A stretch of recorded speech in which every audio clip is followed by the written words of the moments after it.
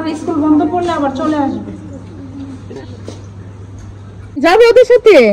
বলো তুই আবার আসবো। আসসালামু আলাইকুম, সবাই কেমন আছেন? আশা করি সবাই ভালো আছে। তো আম্মা নিজের হাতে পালা মুরগি, তো জানবিনা বাবার আজকে চলে যাবে। তো আম্মা বলতেছে দুটোটা ইয়ে করবে, রান্না করবে।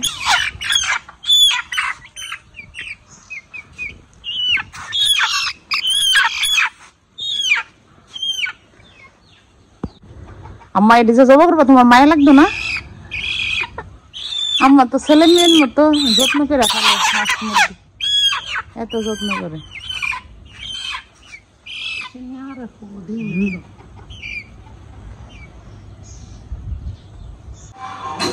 তো আজকে আমরা সকাল সকাল সেটা পিঠা করতেছি আর দেশি মুরগির তরকারি। তো সকাল সকালে পিঠাটা অনেক ভালো লাগে খাইতে। আর আমাদের ব্রাউন্ডে অঞ্চলের মধ্যে সিডা পিঠাটা দেশি মুরগি দিয়ে বেশিরভাগ খাওয়া হয়।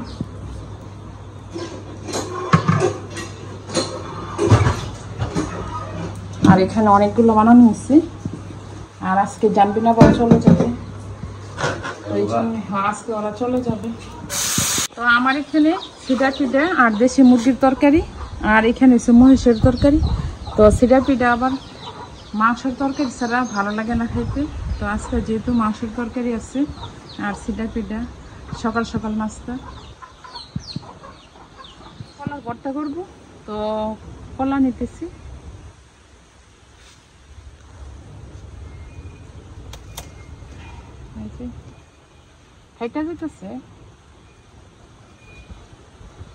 তো বাইরে অনেক রৌদ্র, তো এই রৌদ্রের মধ্যে কলার ভর্তা করব।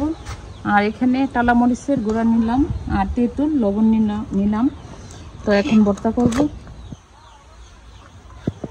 তো কলা ভালো করে ধুয়ে নিচ্ছি আর এখন মরিচ দিয়ে, আর বাইরে অনেক রৌদ্র, এই রৌদ্রের মধ্যে ভর্তা খেলে ভালো লাগে। লবণ দিয়ে দিলাম আর তেঁতুল দিয়ে দিতেছি। তেঁতুল কি বেশি হবে নাকি? আর শুকনো মরিচের গুঁড়া। আমার কলার ভর্তা হয়ে গেছে আর মাশাআল্লাহ এত মজা হয়েছে। আর এই রোদ্রের মধ্যে একটু জাল টাল খেলে ভালো লাগে, টক খেলে ভালো লাগে তেঁতুল দিয়ে। হ্যাঁ, অনেক মজা হয়েছে।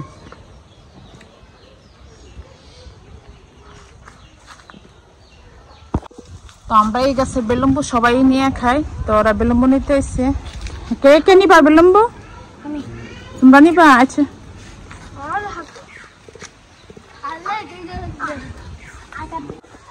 তো জানবিনা আবার চলে যাবে। আইদা ওর সাথে কি চলে যাবে তুমি? পাপা এই যে তুমি ওদের সাথে চলে যাবে? তুমিও চলে যাবে ওদের সাথে? কয়েকদিন ছিল পূজার বন্ধ পাইছিল, তো এখন চলে যেতেছে। আর আম্মা তো কি অবস্থা সবাই জানেন, আম্মা কান্না করে বেশি সবার জন্য। আমিও যাইতে নিলে আম্মা কান্না করে, আম্মার মন অনেক খারাপ। ওরা আমার স্কুল বন্ধ করলে আবার চলে আসবে।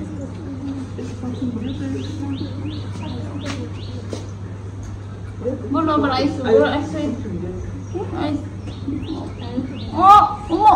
এতদিন তোমাকে আদর দিছে, কত আদর দিছে। চলে যেতেছে, আইদাও কান্না করতেছে ওদের সাথে যাওয়ার লেগে। তুমি যাবে ওদের সাথে? বলো আতি আবার আসবো। তোমার আতি আসবে? আতি বলো আতি আসবে।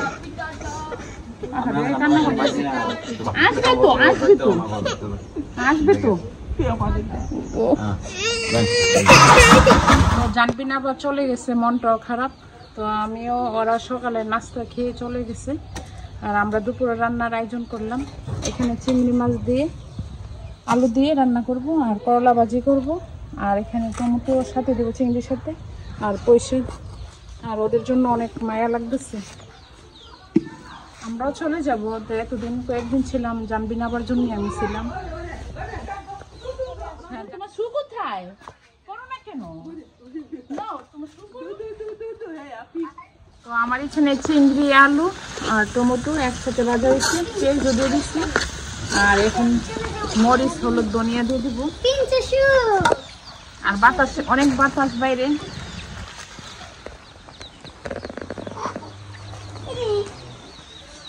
মরিচ দিয়ে দিলাম, একটু হলুদ দিয়ে দিলাম, একটু ধনিয়ার গুঁড়ো দিয়ে দিলাম।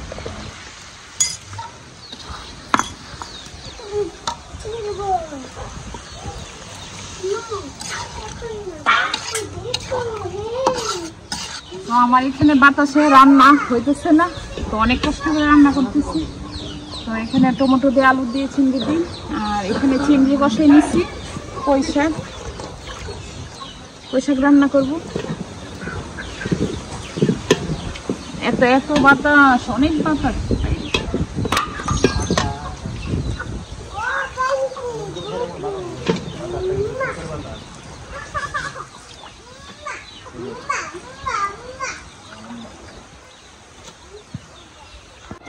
তো বাতাসের ধোঁয়ার জন্য কিছুই দেখা যেতেছে না, অনেক কষ্ট করে রান্না করতেছি। আর এখানে এই তরকারিটাও হয়ে গেছে, কাঁচামরিচ ধনিয়া পাতা দিয়ে দিলাম। লাকড়ি চুলাতে রান্না স্বাদ, কিন্তু কষ্ট রান্না করা, আর বাইরে তো। আর এটা স্পেশাল দেখাই, আমার জন্য কিছুই দেখা যাচ্ছে, চিনি করে রান্না করছি। তো আমাদের সকালের নাস্তা, তো আম্মা এদিকে সিডা ফিটা করতেছি। এই যে এখানে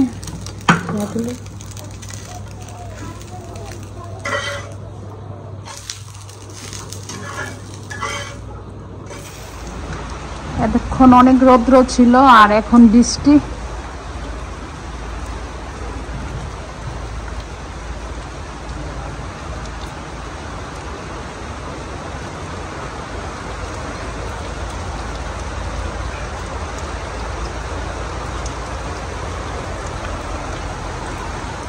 তো অনিরা গাছ থেকে লাউ নিয়েছে। তোমরা লাউর বাগান কোনখানে করছো?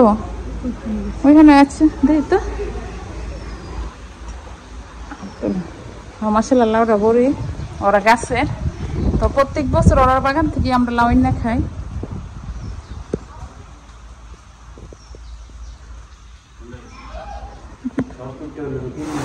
কি বৃষ্টি শুরু হলো, অনেক বৃষ্টি হইতেছে।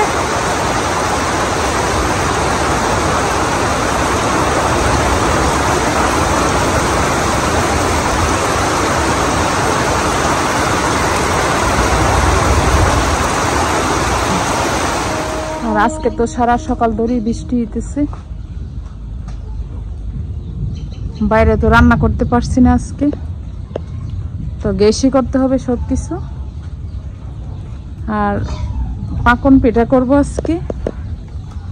তো এখানে চাউলের গুঁড়া নিছি, আর আটা নিছি, আর এখানে নারকেল নিছি, আর এখানের মধ্যে গাভীর দুধ। তো একটা এলাচ আর একটা দারচিনি দিয়ে দিলাম।